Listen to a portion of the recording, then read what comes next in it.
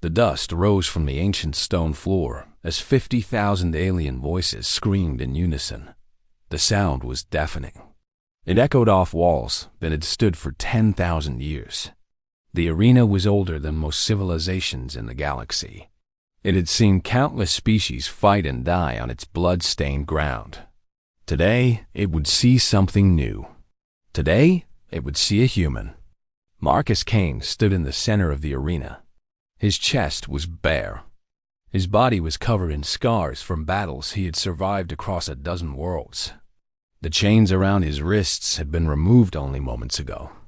He flexed his fingers and felt the dry air against his skin. The twin suns of this world burned hot above him. Sweat already dripped down his face. He did not wipe it away. He kept his eyes forward. He kept his breathing steady. The crowd was a sea of different species. There were the tall, blue-skinned Velthari who ruled this system. There were the insectoid Kryn who clicked their mandibles in excitement. There were the massive, four-armed Goroth who had come from 3 systems away just to watch. And there were hundreds of other species, all united in one belief. They all believed the human would die today. In the royal box high above the arena floor, Emperor Zalvath of the Velthari Empire leaned forward on his throne. His silver eyes studied the small human below. He had conquered 60 worlds. He had crushed rebellions and burned cities. But he had never seen a human before. The species was new to this part of the galaxy. They had arrived only 50 years ago. They were weak, the reports said. They had no natural weapons. No claws, no armor, no venom. They were soft creatures from a soft world. And yet, somehow, this one had survived the preliminary rounds. Marcus had killed 3 Kryn warriors in the first round. He had strangled a Goroth champion in the second round, using only a length of chain. In the third round, he had faced 2 Velthari gladiators at once. He had beaten them both with his bare hands.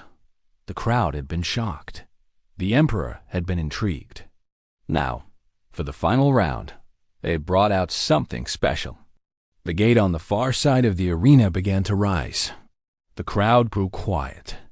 Then it grew loud again as the beast emerged from the darkness below. It was called a Korvax.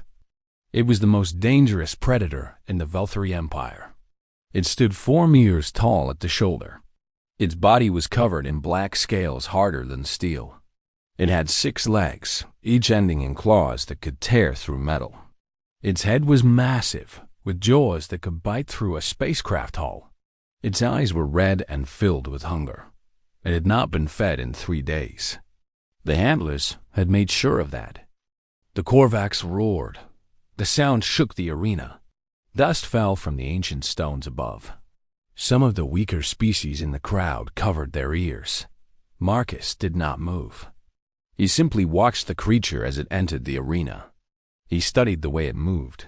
He noted which leg it favored. He observed how it held its head. He was already making calculations in his mind. He was already forming a plan. The beast began to circle. Its red eyes never left the human. It was confused. Every other creature it had faced had run. Every other creature had shown fear.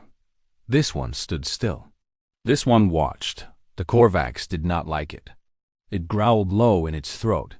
It pawed at the ground with one massive claw. In the row box, the Emperor's advisor leaned close. The advisor was an ancient Velthari named Kethara. He had served 3 emperors before this one. He had seen many things in his long life. But something about this human troubled him. The Emperor noticed his advisor's expression. He asked what was wrong. Kethara spoke slowly. He said he had studied the human species for the past year. He said their bodies were weak, but their minds were different. They had something other species did not have. They had endurance. They could run for hours without stopping. They could survive injuries that would kill most species. They healed from wounds that would be fatal to others. And most dangerous of all, they could think under pressure. They did not panic. They planned. The Emperor laughed. He said no amount of planning would save the human from a Korvax. The beast had killed over 100 gladiators. It had never been defeated. Cathara nodded slowly, but his eyes remained on the arena below. Marcus began to move. He walked slowly to the left. The Korvax turned to follow. Marcus walked to the right. The beast turned again. He was testing it. He was learning its response time. He was measuring how fast it could turn its massive body. The crowd began to shout. They wanted action. They wanted blood. They did not understand what they were watching. They did not realize the battle had already begun. The Korvax charged. It was fast. Faster than anything that Psi should be. Its 6 legs drove it forward like a living tank. The ground shook with each step. Marcus waited. He waited until the beast was almost on top of him. Then he moved. He dove to the side at the last possible moment. The Korvax's jaws snapped shut on empty air. Its claws tore through the space where Marcus had stood, but the human was no longer there. He had rolled under the beast's body. He had come up on its other side, and he had used his fingernails to rake across the soft tissue at the joint of its rear leg as he passed. The wound was small. It was nothing compared to the beast's size, but it was bleeding, and Marcus had learned what he needed to know. The joints were vulnerable. The scales could be bypassed. The Korvax spun around. It was angry now. It roared again and charged a second time. Marcus ran. He did not run away from the beast. He ran toward the arena wall. The crowd screamed. They thought he was trying to escape. They thought he was a coward. They were wrong. Marcus reached the wall and jumped. He pushed off the ancient stone with both feet. He twisted in the air. The Korvax could not stop in time. Its massive head crashed into the wall where Marcus had been. Stones cracked. Dust exploded outward, and Marcus landed on the creature's back. The beast thrashed. It tried to shake the human off, but Marcus held on. He wrapped his legs around one of its massive neck spines. He grabbed another spine with both hands, and he began to climb. He climbed toward the creature's head, toward its eyes. The crowd went silent. No one had ever done this before. No one had ever mounted a Korvax. No one had ever been crazy enough to try. The Emperor stood from his throne. His silver eyes were wide. Cathara watched without expression, but his hands gripped the railing in front of him. Marcus reached the creature's skull. The Korvax bucked and twisted, but the human held firm. His muscles burned. His lungs screamed for air, but he did not let go. Humans had evolved to be persistence hunters. They had chased prey across the plains of their homeworld for millions of years. They did not give up. They could not give up. It was not in their nature. The beast tried to roll. Marcus anticipated it. He shifted his weight. He moved to the other side of its head. The Korvax crashed onto its back, but Marcus was already climbing again. He was positioned now directly above its left eye. The human raised his fist. He had no weapon. He had only his body. But that body had been forged by evolution on a world where the weak did not survive. That body had developed the ability to strike with enough force to crack bone. That body was a weapon. Marcus brought his fist down into the Korvax's eye. The beast screamed. The sound was unlike anything the arena had ever heard. It was a sound of pure pain. Marcus struck again. And again. Blood sprayed across his face. He kept striking. He did not stop. The Korvax threw itself against the arena wall. Marcus was crushed between the beast and the stone. He felt ribs break. He felt pain unlike anything he had experienced before. But he did not let go. He could not let go. If he fell now, he would die. He struck again.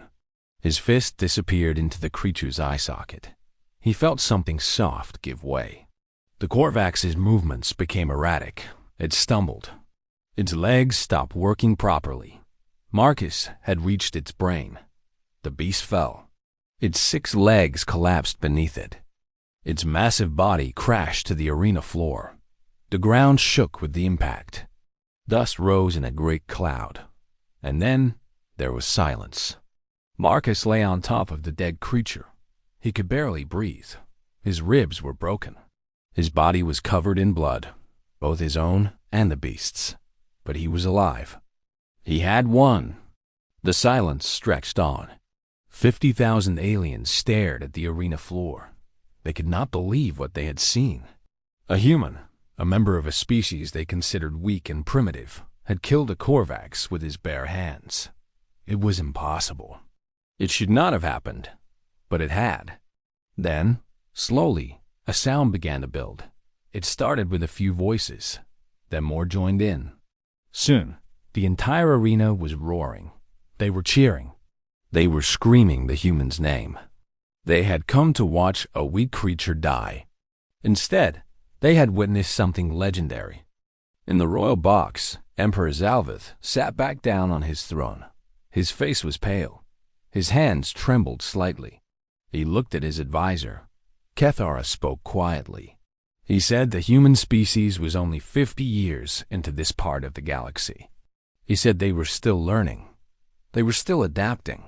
He said if this was what one human could do in an arena, what would happen when there were billions of them? What would happen when they brought their ships and their weapons and their armies? The Emperor did not answer. He simply watched as Marcus Kane slowly stood atop the dead Korvax. The human raised his bloody fist toward the sky. The crowd roared even louder. The sound echoed off walls that had stood for 10,000 years. Those walls had seen many things. They had seen empires rise and fall. They had seen species come and go. But they had never seen anything like this. Marcus looked up at the royal box. His eyes met the Emperor's eyes. And in that moment, the ruler of 60 worlds understood something terrible. He understood that the galaxy had changed. He understood that the humans were not prey. They were predators. They had always been predators. And they were just getting started. The crowd continued to roar. The twin suns burned hot overhead. And somewhere in the vastness of space, more human ships were coming. More humans were waking up to the galaxy around them. More humans were learning what they were capable of. The ancient arena had seen countless battles. It had seen countless deaths. But today, it had seen a birth. It had seen the birth of a legend. It had seen the birth of fear in the hearts of those who had never known fear before. The beast was dead. The humans stood victorious. And nothing in the galaxy would ever be the same again.